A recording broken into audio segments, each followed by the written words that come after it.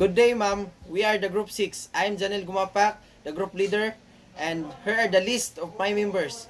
Haname Gumisad, Norris Lagrusa, and Adrian Icalinos. Our topic is about Middle Ages, scientific inventions, and discoveries. What is Middle Ages? The period of life from about 45 to 64 years of age. During the medieval era, numerous inventions were made. The majority of noteworthy inventions throughout the medieval era had some connections to battle. As the time was characterized by conflict across all of Europe, the printing press, the clock, and the architectural advancement all contributed significantly to the development of medieval Europe. The most significant of these medieval inventions are listed below. The first inventions that we discovered in Middle Ages inventions and discoveries, astrolabe. What is astrolabe? An astrolabe is a device that is used for a wide range of astronomical calculations. Historically, astrolabes had been used by navigators, astronomers, and anyone who studied the movement of celestial bodies. Among the calculations that an astrolabe can compute are the position of the sun and the moon, the exact computation of regions, latitude and local time and motion of planets, and the movement of the stars. Astrolabe was an important medieval invention. They were used by navigators, astronomers who studied the movement of celestial bodies. Who invented astrolabe? Astrolabes were invented by the ancient Greeks in 225 BCE by Apollonius. Based on the theories and the findings of Hipparchus, the main uses of astrolabes were to tell time during day or night, to identify the time of sunrise and sunset, the length of the day, and to locate celestial objects in the sky. The history of astrolabe. In the medieval period, the earliest advancement in the design of the constructions of astrolabe took place in the Muslim world, from where it then traveled to Europe. Among the Muslims in the medieval period, interest in astrolabe was new as the instrument aided in the timing of religious prayers and determining the directions of Qibla. The second invention is compass. What is compass? A compass is a device that helps in recognizing the cardinal points of the earth, namely north, south, east, and west. Being able to determine these directions was vitally important to the sailors, navigators, diviners, and ecclesiastical authorities since the days of classical antiquity. Who and when was the compass invented? It was in medieval Europe that the earliest versions of the modern compass as we know it were invented. Historians think China may have been the first civilization to develop a magnetic compass that could be used for navigation.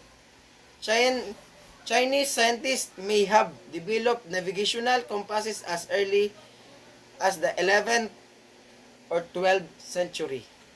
The history of compass. First, history of the floating compass. Although it is known exactly when the compass was invented in Western Europe, the earliest textual mentions of a compass date back to the late 12th century. By the late 13th century, different authors were penning down detailed descriptions of a floating compass. Second, history of dry mariner's compass. The earliest type of compass that became prevalent in medieval Europe was a floating compass. The floating compass, as the name suggests, comprises of a magnetic pointer floating in water. By the end of the 13th century, a dry mariner's compass had been invented. It was this compass which became more popular among the merchant and military ships of the 14th century. Third invention that is invented is eyeglasses. Until the 13th century, there was no cure for people who suffered from nearsighted and farsightedness. In fact, it was a given that once a person grow old, he or she suffer from a weak eyesight, and since there was no cure, the victim of the condition sought to give up reading and other eye-intensive activities. Important medieval inventions such as eyeglasses were not invented until around the 13th century. Early medieval eyeglasses were fairly basic in their design. Who invented eyeglasses? The inventor of the first spectacle lenses is unknown. Roman tragedians Seneca 4 BC to 65 AD is said to have used a glass globe of water as a magnifier to read all the books of Rome. It's been reported that monks in the Middle Ages used glasses spears as magnifying glasses to read. The history of eyeglasses. The theoretical basis for the invention of eyeglasses had existed well before their inventions. For instance, Roger Bacon in 1268 penned down how the appropriate use of different kinds of lenses could be used to enlarge letters. He was preceded in theory by his teacher Robert Grosseteste, an English bishop who in early 13th century described the use of optics to read small text at great distances. The earliest known eyeglasses used in medieval Europe were invented in Italy in 1286. A Florentine manuscript dated to 1289 mentions the use of eyeglasses. By the early 14th century, eyeglasses manufacturing had become an industry and had registered guilds in cities like Venice. Although the earliest innovations in the manufacture of eyeglasses took place in Venice, Florence had become the center eyeglasses productions by the 14th century. The fourth invention that we research is gunpowder. What is gunpowder? Gunpowder is considered as the most important military invention of the medieval period.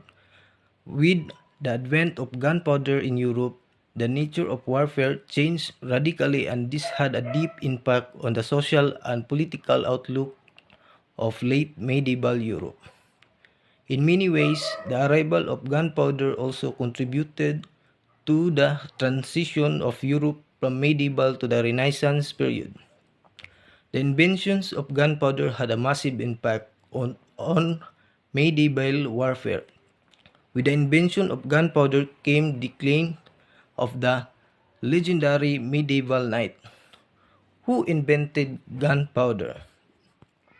Gunpowder is the first explosive to have been developed, popularly listed as the one of the four great inventions of China. It was invented during the late Tang Dynasty 9th century, while the earliest recorded chemical formula for gunpowder dates to the Song Dynasty 11th century. Let's proceed to the gunpowder history. Gunpowder was invented in China sometime around the 9th century. It was the only 13th century that Europe became aware of vital importance of gunpowder and began to experiment with it. The use of gunpowder probably reached Europe due to the exposure of European armies to Mongol attackers in the 13th century who wielded gunpowder weapons. Fifth inventions that we researched in the Middle Ages, which is mechanical clock.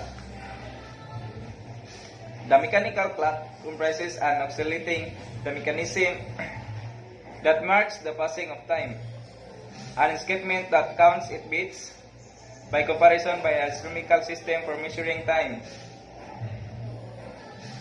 The mechanical clock is less accurate but can be consulted at any time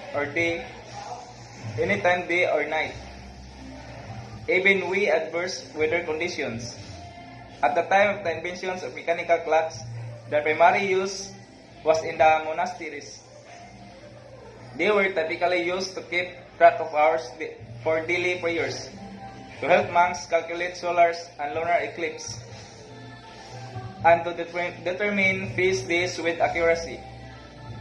The first inventions of this type was the pendulum clock, which was designed and built by Dutch polymath Christian Huygens in 1656. Earlier versions erred by less than 1 minute per day, and later ones by 10 seconds. Very accurate for their time. Mechanical clock history. Until the High Middle Ages, there was no accurate and accessible way of measuring time. People had to rely on natural phenomena such as the movement of the sun, or on computation such as the hourglass or calibrated candles. It was only in the 14th century that innovations in church bell ringing mechanisms evolved to give birth to earliest mechanical clock. The first of these dates back to 1344, being used in a cathedral in Padua. In subsequent decades and centuries, clocks began to become more accurate, sophisticated, compact in time. These clocks would give birth to pocket watches and more recent time to wristwatches. One of the history things that invented from the Middle Ages is the printing press, which is a device that allows from the mass production of uniform printed matter, mainly text in the form of books, pamphlets, and newspapers. It was also a new mode of printing text and books which was invented by Johannes Gutenberg in the first half of the 15th century. Gutenberg's invention proved critically significant for the Renaissance that was taking place across Europe. This thing was a very important invention in the medieval history, invented by Johannes Gutenberg in the 15th century and creating a printing revolution. And this is the history of printing press. Movable type printing was already in practice in Europe before Gutenberg's invention in the 15th century. But the genius of Gutenberg lay in refining movable type printing and making it more efficient than ever before.